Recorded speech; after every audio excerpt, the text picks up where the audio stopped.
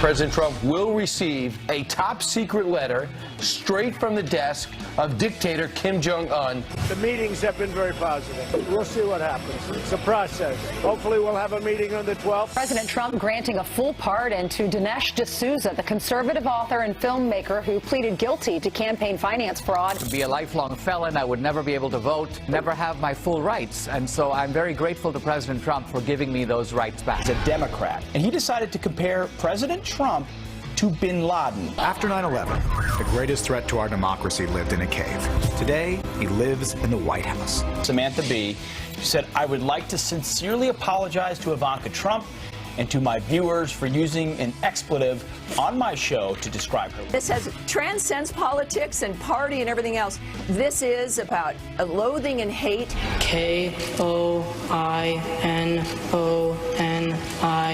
Koinonia. That is correct. 14-year-old Karthik Nimani crowned the Scripps National Spelling Bee champion. This life would kill me if I didn't have you. I couldn't live without you, baby. I wouldn't want to. Can you actually work with your spouse? That's a question we ask ourselves every day. That's exactly what's happened with Thompson Square. We do not ask ourselves that every day. Really? Thanks for playing along, Ainsley. It is, if it's Friday, it's the Fox and Friends All-American Summer Concert Series, sponsored by Keurig. And to Brian's reference, it's Thompson Square, husband and wife. Yes, 17 years they've been married. Yes. And they have a child, and they took 5 years off, Brian told us. You know everything about this girl. I think they're in love because I want to know once and for all, are you going to kiss me or not? Well, that's what I just need to answer that question. This donut is asking, are you going to eat me or not? It's National Donut Day. I know, but somewhere Homer Simpson is smiling. Right. Okay. It looks good. Pete's not going to participate in this read. That's right. So I'll get on to it, and then when it says his name, you read it, okay? Okay. I'll swallow. We begin with a Fox News alert. President Trump will receive a top-secret letter straight from the desk of Kim Jong-un today. A North Korean delegation heading to Washington after days of high-stakes talks with Secretary of State Mike Pompeo. Everyone's got their fingers crossed. Kevin Corke is live at the White House with what this all means for the nuclear summit. Kevin, it seems like 9 seconds ago I tossed to you to hear the summit's off. Now it's all but officially on? It's amazing how fast things happen, right? And by the way, let me just throw this at you. A hand-delivered letter by its very nature sort of underscores the importance of the correspondence. And so certainly when that note makes its way here to the White House, which is what we believe, that should tell you plenty about where the talks are headed at this particular time. By the way, yesterday in the city, Mike Pompeo, our newly minted Secretary of State, met with his North Korean counterpart. The two men actually covered more ground than a lot of people thought they could. They even said afterwards, did the Secretary, he covered all the ground necessary and less time than expected. Now, afterwards, he also delivered, I think, what you could easily classify as a message of hope and one of opportunity. We've made real progress in the last 72 hours towards setting the conditions. The conditions are putting President Trump and Chairman Kim Jong-un in a place where we think there can be real progress made by the two of them meeting. It does no good if we're in a place where we don't think there's real opportunity. But before you get all giddy over the possibility of making history, do keep this in mind. The North has previously made grand plans and proclamations about that nuclear program, only to later go back on its word time and time and time again, as you look there back in 2000 with Bill Clinton. So, of course, a very sober view from here at the White House, but still an optimistic one. And if the official does make his way here, as we expect, it should make for a very interesting day here. Guys, back to you. Yeah. And Kevin, thanks so much. You know, it's going to come down to the way the president wrote that letter. He wrote the letter when he canceled to say, listen, we could have done something great. It didn't happen. It doesn't mean it can't. And by the way, when it comes to nuclear weapons, you don't have a shot. But by the way, and you've got my phone number, so you know where to get. But he left the door open, and by the way, it's not like he has 25 years of diplomatic experience. That was totally Donald Trump in his language. Years of negotiating experience. What's great about this, though, the ball is in our court. He wrote that letter. It was strong. It was thanking him, Kim Jong-un, for releasing the hostages, but it was a reminder that we we also have nuclear weapons, and we are strong, and we are a strong country, and the ball's in our court. We're canceling the meeting, and we get to determine when that meeting's happening and if it's back on. Well, speaking of strength, presidents have a lot of power. One of their biggest powers is the power of the pardon. And yesterday, big news came out that President Trump had pardoned Dinesh D'Souza. And we had the opportunity to have Dinesh on this program just moments ago for an exclusive in his first interview since. This is Dinesh D'Souza on his reaction to a presidential pardon. Listen. No American in our country's history has ever been indicted, let alone prosecuted, let alone locked up for doing what I did. I'm very grateful to President Trump for giving me those rights back. He said upon reviewing it, he felt a great injustice had been done, and that using his power, he was going to rectify it, sort of clear the slate. And he said he just wanted me to be out there, to be a bigger voice than ever, defending the principles that I believe in. By the way, this the fifth one, pardon. For those people who think the president is just winging it, he has denied 82 requests for pardons, 98 requests for commutation that came through the pardons attorney's office. These got 2,108 petitions. Well, in order to be pardoned, you have to show signs of. This is basically not saying we're wiping out we're expunging your record. It's still on your record, but it's a sign of forgiveness. And you have to take responsibility for your crime. You have to have good conduct after your conviction and your release. And when required, you still have to disclose that you were convicted, but you can also disclose that you were pardoned. Yeah, I mean, the issue with Dinesh D'Souza was no one who did what he did on campaign finance has ever been treated the way that he has. And it stinks no one's of ever politics. been indicted, he said, except for him. So he did a movie about Barack Obama, and then the Obama Justice Department. It was a hit movie, by the way. Decided to slam him, which is so much of what looked like imbalance. So who's next? Is it Rod Blagojevich, who seems to be overcharged Martha Stewart. as governor of Illinois for having that, for saying something that seemed to be a braggadocio statement, but not action? Or is it going to be Martha Stewart next? We'll see. Email us, friends@foxnews.com. Who should President Trump pardon next? I've already sent my email suggestion in. I'm being serious. Who's your His name is First Lieutenant Clint Lawrence. He was found guilty in 2013, sentenced to 19 years of second-degree murder of people who are found to be insurgents. He ordered his guys to fire on a motorcycle coming toward him. Split-second decision. I could have made that wrong call. They killed him. Even though they were insurgents, he got thrown in jail for 19 years. He'll be in prison. He's at Fort Leavenworth right now for 19 years. That's the kind of guy, the forgotten man in jail. Clint Lawrence, who deserves a pardon. I mean, we'll see. The conversations will continue. But yeah, we've done that segment a couple of times. Colonel West hammers that every day. I'm glad you brought that up. All right, well, apparently an apology is good enough for Samantha Bee. She apologizes for those disgusting remarks that she said about Ivanka, and then she gets honored by Hollywood for advancing social change. This was her tweet after she called Ivanka that word. She said, "I would like to sincerely apologize to Ivanka Trump and to my viewers for using an expletive on my show to describe her last night. It was inappropriate and inexcusable. I crossed the line, and I deeply regret it." So the big question in these situations all the time is, how's the network going to react? Well, TBS put out a statement shortly thereafter saying, Samantha Bee has taken the right action in apologizing for the vile and inappropriate language she used about Ivanka Trump last night. Those words should not have been aired. It was our mistake, too, and we regret it. Brian, you pointed out last hour, this was something that was taped, it was produced, it was approved. Yet in this instance, because she's a liberal advancing social change, an apology's good enough. She's she was a Trump hater. But yeah, she's a Trump hater. Actually, I do see a sense of humor. I remember when she did her features on The Daily Show. I could appreciate them. I do know she's won all these awards before, but it's really one note. It's hate.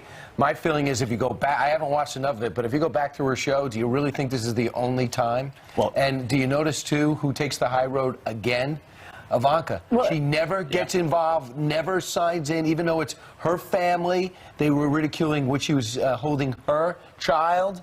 She always stays out of the fray. Many are upset about just the double standard, though, because if a conservative said this about the Obama girls or about Chelsea Clinton, they would get fired. Gone, done, out. And I mean, it's not even a question. You know they'd be canned. So it's just the double standard. It's everywhere. And then the left subtly doubles down. Listen to Sally Field. This is what she tweeted yesterday. She said it wasn't enough, right? Yeah. I like Samantha Bee a lot, but she is flat wrong to call Ivanka a C word.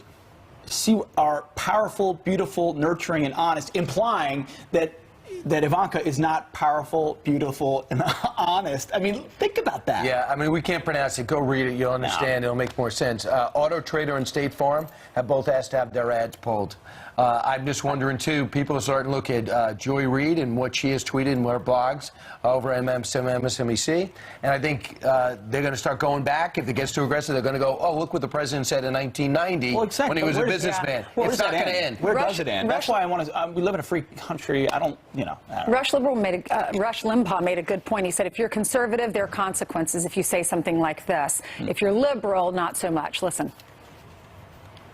You can say anything you want without consequence if you are a leftist anti-never-Trumper. That includes female feminists because all they seek is fairness, tolerance, equal pay, and equal justice. So this is the American left. Warn conservatives that they are coarsening the culture with their horrible, insulting, racist, sexist, bigoted language, which, of course, isn't happening. This is what being a liberal is. Lecture conservatives, tell them they need to be civil, wring your hands and worry about what's happening to politeness and tolerance. That is Rush Limbaugh at his best, drawing out. If you have the right ideas to the elite crowd, the PC crowd, then you can say whatever you want. If you don't, then you better mind your P's and Q's, otherwise you're going down. Right. Good. Who wants to live in that world? Just wait another day and more controversy about existing shows. That's where Rosanna started the whole her expulsion. Hey, Jillian. It's been one heck of a week. It really has. It's Friday, guys. Good morning to you. Good morning to you at home. Let's get caught up with this Fox News alert. And brand new photos of a suspected deputy killer taken days before the murder. There's now a $46,000 reward for information leading to Stephen Wiggins. He's charged with killing Sergeant Deputy Daniel Baker and stealing his gun. Rain is now complicating the manhunt in Tennessee as it's washing away footprints and scents. Police warning the public to stay alert. Anyone that's capable of murdering one of our brothers, one of our servants in our community, that is an urgent and immediate threat to the public safety. A GoFundMe page for Baker's family has raised more than $20,000 so far. We've put a link up on foxandfriends.com.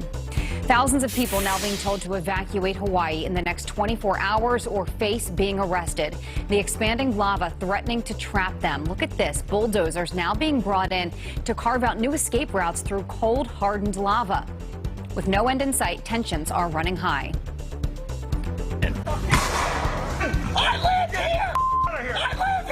Is also setting in. Wow. Okay, so that man right there arrested for assaulting a neighbor who he thought was a looter. Canada, Mexico, and the EU threatening to retaliate against brand new U.S. tariffs on steel and aluminum imports. They could now impose their own tariffs on American goods like clothing, meat, and produce. Stuart Varney, host of Varney & Co. on the Fox Business Network, joined us earlier to explain what that could mean for the U.S. The president is taking a very tough line. It's all part of these long-term negotiations, which are going to go on for a long time to come. Don't expect any kind of change or any kind of real peace and movement for some time to come. The tariffs will likely be a hot topic at the G7 summit in Canada next week. The NBA Finals getting off to a wild start. The Golden State Warriors pushing the Cleveland Cavaliers into overtime. LeBron James furious with his teammate who mistakenly let the clock run out instead of trying to take a game-winning shot. In overtime, it's the Warriors winning 124 to 114. Things getting heated. So he takes it out to the three-point line when all he had to do was put it back. They would have won the game. Yeah, he thought they were ahead by one. On the road in Golden State. They had a chance to steal the game. Thanks, Jillian. Thanks, Jillian. Yeah. One Democrat's new campaign ad compares President Trump to Osama bin Laden. After 9/11, the greatest threat to our democracy lived in a cave. Today, he lives in the White House. Sean Spicer wants to know where the outrage is. He's walking around the corner. I see him on the monitor. He's here. Hey, Sean.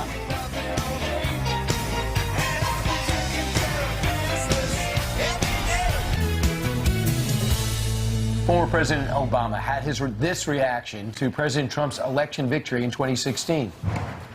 In a new memoir by former Obama aide Ben Rhodes, Obama reportedly said this: "Maybe this is what people want. I've got the economy set up well for him. No facts, no consequences. They can just have a cartoon."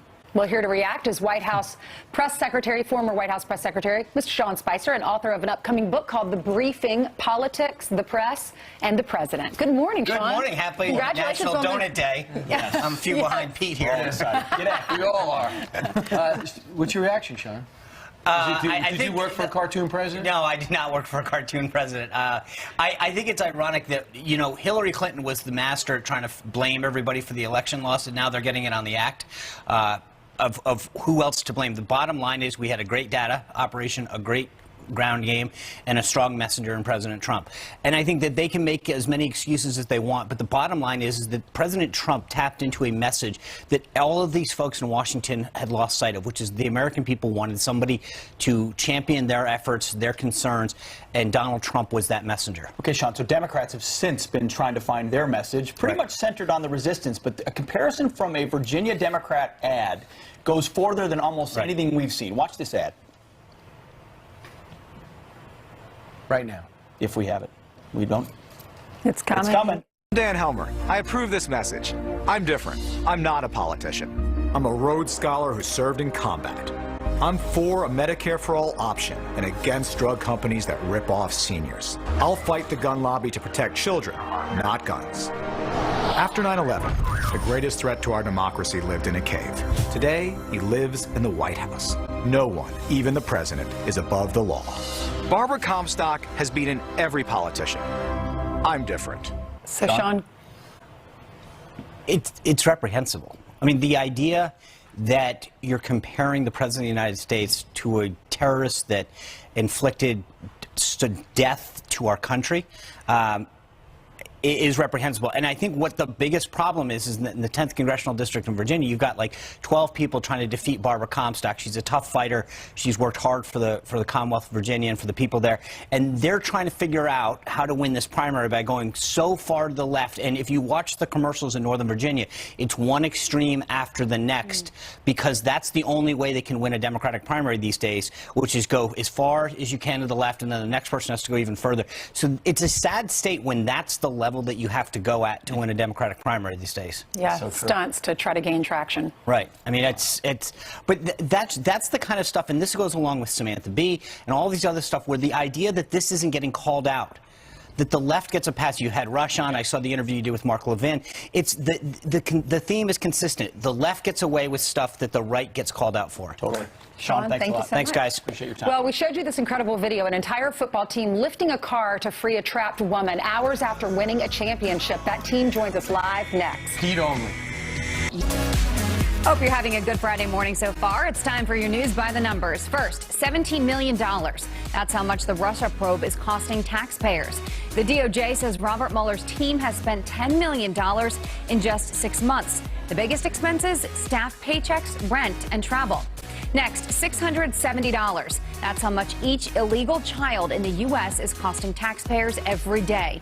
The Washington Times releasing the number after this photo of migrant children sleeping in a cage went viral, sparking liberal outrage. Turns out the photo was taken during the Obama administration. And finally, 50,000. That's how many Las Vegas casino workers reached a deal avoiding an overnight strike. Housekeepers, servers, and bartenders making a 5-year agreement with Caesars Entertainment and several resorts on the Strip. Pete? Well, one youth football team in Idaho is proving they're champions both on and off the field. Watch. Keep on coming, keep on coming. Almost out, almost out. Come on. You got this. That's right. The team of 13 and 14-year-olds came across a rolled over vehicle and immediately jumped into action, lifting the vehicle just enough to free a trapped woman underneath the car. Here to share their incredible story is Boise Black Knights head coach Rudy Jackson, parent and chaperone Orlando Clay, and players Regan McGill and Garrett Peterson. Thank you all for joining us. Sorry, only the coaches are mic'd here, so I'm going to ask you questions. I know the players were the ones out there doing a lot of the heavy lifting, you might say. Coach, I'll start with you. So you were coming back from a championship. You were riding high, 13-0. You're an undefeated team, great team. What did you see on the side of the road, and what was the decision? The decision was we needed to pull over and act fast. And so did you see the accident, or did you just roll up on the car overturned? Personally, I was in the van that wasn't there. I was in the one that was in front of the accident. I actually passed the vehicle that actually flipped, and about 20 minutes later, I got a call, and my other coaches and chaperones told me that they had to stop for an accident and help somebody out. Orlando, you were there, I believe. Talk to us about what you saw and what action was taken. We were probably a couple hundred meters back. We pulled up. We saw the dust, and after the dust kind of settled, I ran up to the van, ran up to the SUV. The guy was in and out of consciousness. I called some of the boys over. We kind of helped him get out. That was pretty quick, and we couldn't get his wife to safety at that point. So we tried everything. At that point, another van of ours pulled up. That was about 20-25 minutes behind us, and all the boys kind of banded together and got it done. So we're watching video right now of you cutting the seatbelt off that woman. So when that other van showed up and you had enough muscle, you might say, the decision was to get all the kids out there and push. Not an easy situation for any kid. Did you have any hesitation from your players? No, my van that I was in, I had 6 linemen in it. So we thought we could do it by ourselves, and we couldn't. But once the running backs, tight ends, everybody else showed up, it was easy. Those linemen are never going to live that down, just so you know. But have you talked to the couple yet? Have you connected with the folks that you helped save? Yes, last night we went and saw them, took them some gifts and things. I gave them a jersey as well. And the boys, we said a prayer with them. We were there for probably a half hour last night. We'll go back in a couple days and take them more gifts. We have a local car dealership here that's probably going to be donating a vehicle for them. Wow. We're starting a GoFundMe for them as well to help them get back on their feet, get a new vehicle. That was their only vehicle. So, really, really, really neat. In a moment of need, all you hope for is a good Samaritan or a van full of football players to save you. And the fact that the Black Knights didn't hesitate speaks to the character of the team. Obviously, as an undefeated team on the field, great players, but you're raising great men as well. So kudos, Rudy Jackson, Orlando Clay, Regan McGill, and Garrett Peterson. Thank you for your time this morning. Appreciate it. And thanks for what you did on that road. Thank you. Appreciate that. You got it. All right, well, take a look. Google is linking California Republicans to Nazis. This morning, the tech giant is trying to explain this one. Plus, country stars Thompson Square, they're hanging out in our Keurig corner. They're here to perform for our summer concert series. We talk to them coming up next. Dinner table with the two of you. This is your shot of the morning. Diamond and Silk opening up about their rise to fame yesterday on the After the Show show. Yep, the social media stars joined us yesterday for Cooking with Friends. And when they shared more of their story in the After the Show show, it gave us all chills. Take a look. I remember being in the kitchen and just cooking and sometimes acting as if I was on, had to put this, oh my God, put this dish together. Oh, don't cry about it, Sil. Oh, you're going to make it right now. No, you guys are proof. I just thought about that. What did you think about? What made you emotional? I thought about the fact that whenever I would put my banana pudding together in my kitchen, and I would act as if I was on TV, actually, literally doing it. And now you are. And oh my God, it was like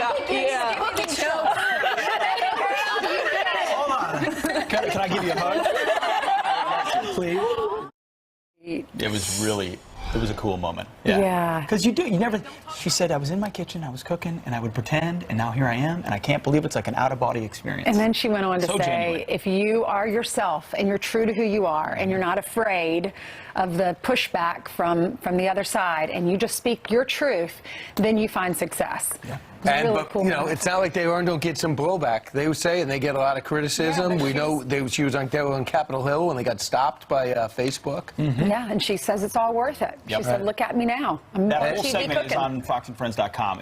It was a neat little 6-minute. Yeah, Diamond and Silk, great personalities, right, Jillian? Yes, they were incredible. Silk is the cook. Yes, which was that pudding was delicious, by the way. was. Brian ate the whole thing. He never eats the food. Right, it's true. It's something about true. yellow wafers. I know, they're so good. All right, let's get you caught up on some of the news that we're following. Starting here, Bill Clinton says he doesn't think he should have resigned over the Monica Lewinsky scandal. Clinton responding to last year's statement from New York Senator Kirsten Gillibrand in an upcoming CBS Sunday Morning interview.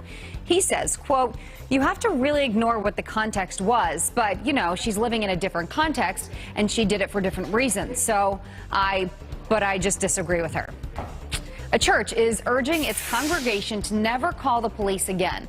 A volunteer at the First Congregational Church of Oakland making a declaration in front of churchgoers with photos of African Americans shot dead by law enforcement, saying police can cause more harm than good.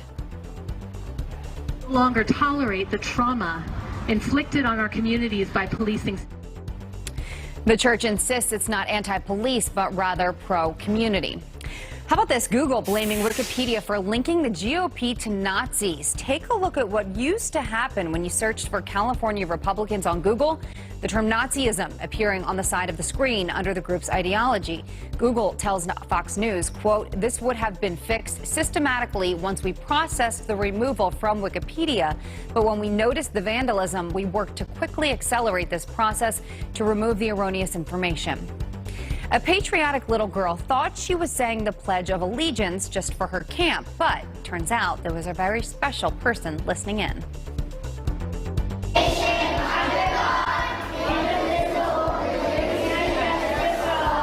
have a special guest? We have Private Raymond Paez here from the Army National Guard. Oh, Private Raymond Paez embracing his daughter Chloe in Texas. He just spent 6 months at basic training. How sweet is that? Let's look at your headlines. Let's go outside to Janice Dean, where it's been a rainy start here in New York, Janice. We'll see. So far, so good, right, everybody? Woohoo! Our summer concert, our All-American Summer Concert Series starts today with Thompson Square. They're back there. So far, the skies are clear. We're going to keep it that way. We've got barbecue. Keurig Corner is here. They are sponsoring the Summer Concert Series. Let's take a quick look at the weather across the nation. There, your temperature's 66. Are you guys excited to be here? Yes, you are. 24 hours, last 24 hours, you can see the showers in the forecast. I mean, we're going to see the potential for on and off rain across the eastern seaboard. There's your forecast rainfall over the next couple of days. We could see the potential for flooding. I know we've had a lot of flooding across the southeast and the mid-Atlantic, so I want people to be prepared. Hot, hot, hot across the central U.S., 97 in Houston, 95 in Kansas City. All right. Are you guys excited? Oh my gosh, it's amazing. Thompson Square is here, and I think our hosts, Brian, Pete, and Ainsley, are right over here. Hey, Janice. Yes. Yes, Janice, you'll have to come up and talk to Thompson Square because they are here live. Thank you so much for supporting Fox and Friends. Y'all been here 4 times. We love you guys. And who's this with you? This is Cooper. Yeah. Cooper. Say hi.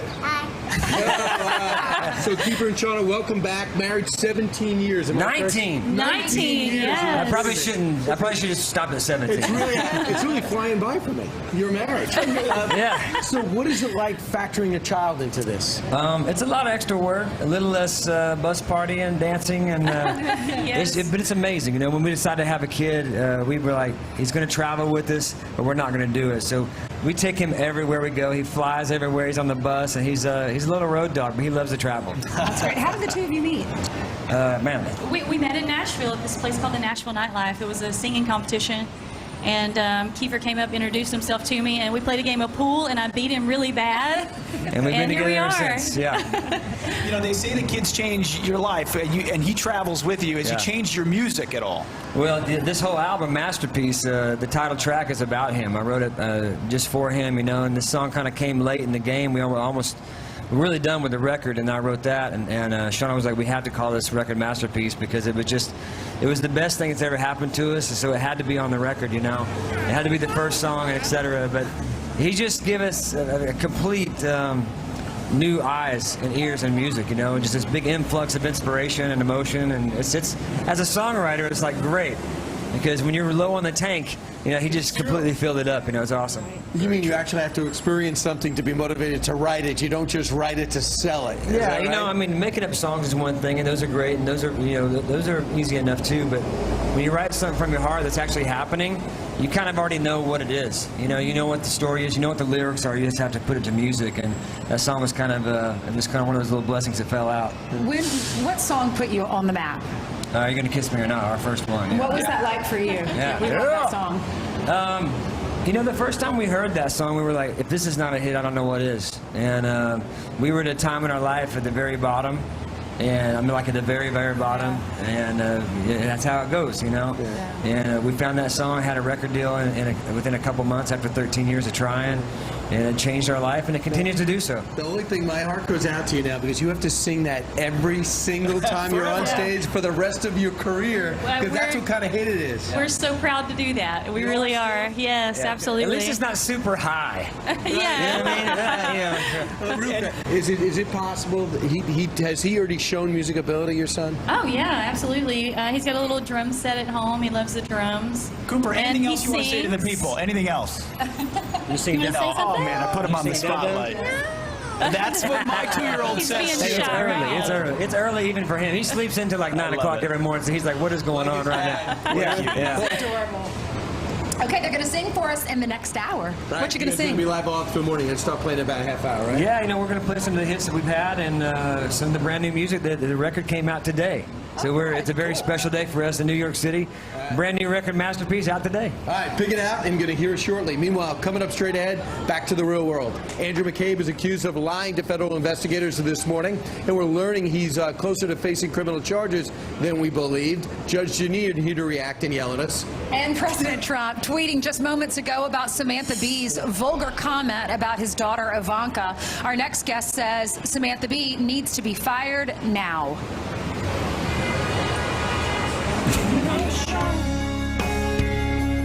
We may shatter. We may be picking up. Some quick headlines for you. Animal edition. A fisherman is shocked when a giant manta ray leaps out of the water. The insane moment caught on camera in Texas. Watch.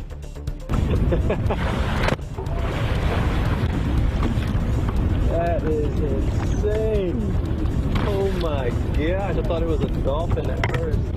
That is a big old fish. I don't know. The fisherman says it's the biggest ray he's ever seen. Same for me. And another unexpected animal, this time on the golf course, a moose on the loose. They're mean beasts too. Charging after a couple in a golf cart, chasing them in Utah. A witness says the moose, they went after the cart twice before finally losing interest. Scary day. Sure. Ainsley? All right, thank you so much. Moments ago, President Trump tweeting about TV host Samantha Bee, saying, why aren't they firing no talent Samantha Bee for the horrible language she used on her show, on her low ratings show? A total double standard, but that's okay. We are winning, and we will be doing so for a long time to come. Our next guest agrees. She thinks that Samantha Bee should be fired. The Daily Wire's Amanda Prestigiacomo. Thank you so much for being with us, Amanda. Yeah, thanks for having me. What's your reaction to his tweet, and why do you think she should be fired? I think it was appropriate to tweet that out. I mean, we just saw Roseanne, earlier in the week, who was canned within hours for a comment she posted on Twitter. Her whole cast, they're all out of jobs now because of a reprehensible tweet that no one is defending. And then we have Samantha Bee, who uses the most nasty, sexist term you could possibly use against a woman. She's supposed to be a feminist. And also says some nasty incest innuendo, drops that about President Donald Trump. And nothing happens. She apologizes. It's not a sincere apology. As we can see, she didn't apologize until sponsors started fleeing her. And again, last night, she was honored with a Social Change Award at the TV Academy. And she basically complained that people were even talking about her comment because the real issue is immigration, which she got wrong, by the way. So this is her apology. I would like to sincerely apologize to Ivanka Trump and to my viewers for using an expletive on my show to describe her last night. It was inappropriate and inexcusable. I crossed a line, and I deeply regret it. You don't think that's sincere? That's not sincere. First of all, she did not apologize for the incest comment, ever. about that. That just kind of fell by the wayside. And then Talking again, about the president with his daughter. Exactly. She dropped innuendo that they have some incestuous relationship, which is vile and disgusting. And then she also, again, last night she was honored with a Social Change Award, which is comic, probably the only funny thing about Samantha Bee. And she basically complained that people were mad about this. Why are we at this point in our society? You even have Sally Field doubling down on that and saying she actually didn't go far enough by calling her the C word. It's because the left doesn't care about decency. So they act like they care about decency when Roseanne says something reprehensible that nobody on the right will defend. And they fire her immediately. But that was an excuse. They wanted to fire her. They didn't want Trump supporters on TV. They don't really care about decency. So when somebody on the left says something nasty and indecent, it's totally fine. It's okay. They'll sweep it under the rug. Why is it okay, though? Why is it okay to go after Ivanka Trump and say that about a woman, a mother, just because they don't like her politics or because they don't like her dad? What if this were a conservative saying this about the Obama girls or Chelsea Clinton? What would happen then? She would be dropped in a second. And this is, again, this is the culture that we live in. I don't want to see people fired for comments, for things that somebody might deem offensive, because that's a subjective term. But this is where we live, where you will be fired for something that crosses a line that the left doesn't like. The only problem with firing someone for saying something and not accepting their apology is we run the risk of anyone on television or anyone in the public eye not wanting to say what they believe. And that goes into free speech, and just because you don't believe the same things that someone else does, I'm not sure we want to shut people down. I'm with you. I'm with you. I would like to see everybody on air and let the free market handle it. So if people want to boycott, if the consumer will drive that, that would be ideal.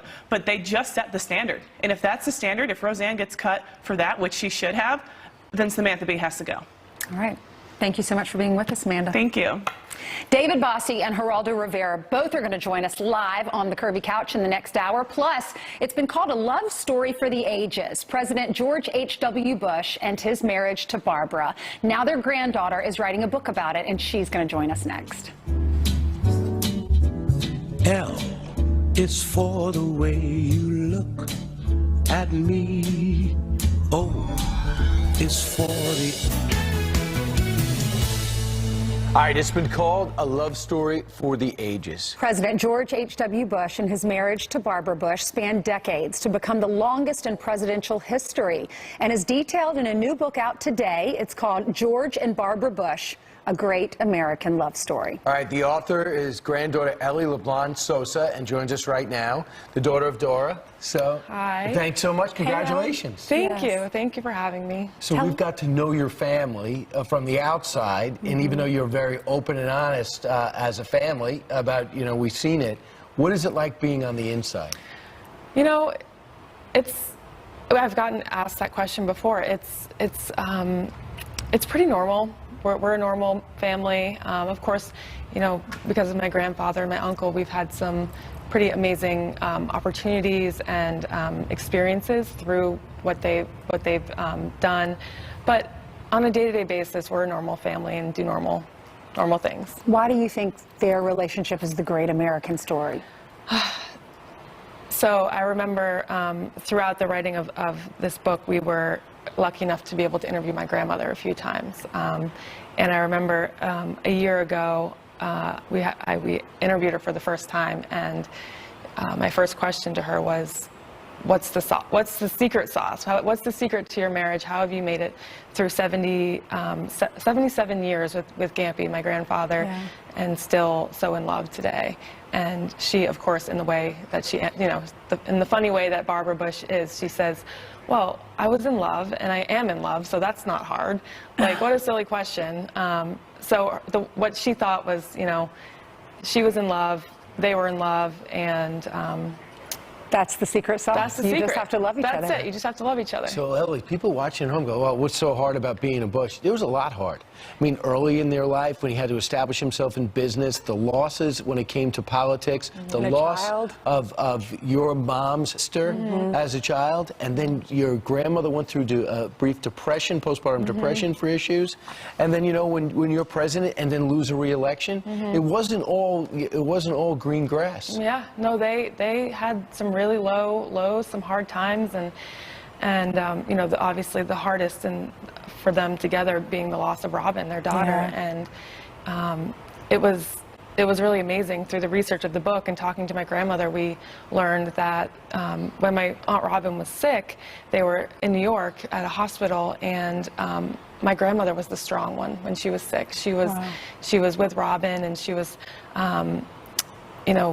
reading to her and keeping her spirits up. And my grandfather, we joke in the Bush family, we all have the gene where you cry a lot. We're very emotional, and he would come in and he would start crying. So my grandmother made a rule: no crying in the room with Robin. So he would be crying in the hallways. And then when my Aunt Robin died, my grandmother was the one who, there was a void in the house, and my grandfather kind of lifted her spirits and held her at night while she cried. So that's a theme throughout the book that you'll see is throughout life. When one is down, the other lifts up. We just have to end with asking. We only have 30 seconds, but how's your grandfather? Oh, thank you for asking. He's hanging in there. I was in Maine this weekend and was with him in the hospital, and he's getting better every day. And I think he's at peace knowing, we all know my grandmother's in heaven, and he knows he'll be there with her one day.